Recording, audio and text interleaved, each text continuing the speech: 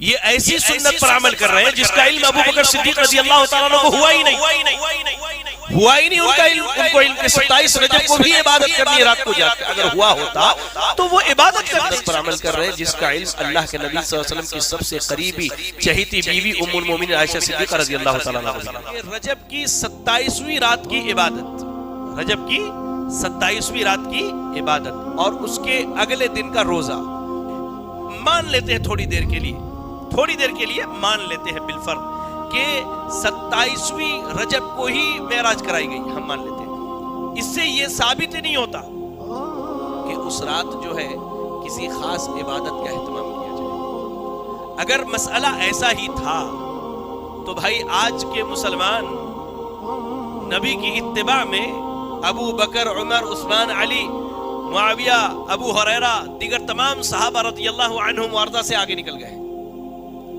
یہ ایسی سنت پر عمل کر رہے ہیں جس کا علم ابو بکر صدیق رضی اللہ تعالیٰ عنہ کو ہوا ہی نہیں ان کا علم، ان کو علم کہ 27 رجب کو بھی عبادت کرنی ہے رات کو جا کے، اگر ہوا ہوتا تو وہ عبادت کرتے۔ یہ ایسی سنت پر عمل کر رہے ہیں جس کا علم حضرت عمر رضی اللہ تعالیٰ عنہ کو نہیں ہوا، یہ ایسی سنت پر عمل کر رہے ہیں جس کا علم حضرت عثمان رضی اللہ تعالیٰ عنہ کو نہیں ہوا، یہ ایسی سنت پر عمل کر رہے ہیں جس کا علم حضرت علی رضی اللہ تعالیٰ عنہ اور دیگر تمام صحابہ اور صحابیات کو نہیں ہوا، سب تو سب یہ ایسی سنت پر عمل کر رہے ہیں جس کا علم اللہ کے نبی صلی اللہ علیہ وسلم کی سب سے قریبی چہیتی بیوی ام المومنین عائشہ صدیقہ رضی اللہ تعالیٰ عنہ کو بھی نہیں ہوا۔ آج لوگ ایسی سنت پر عمل کر رہے ہیں، 27ویں رجب کی عبادت اور صبح میں روزہ رکھنا، اللہ رب العالمین کی پناہ، یہ بڑی بدعات میں سے کیا ہے؟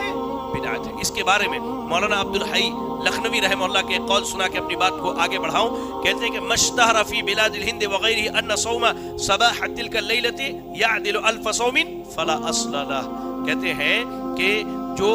بلاد ہند میں یعنی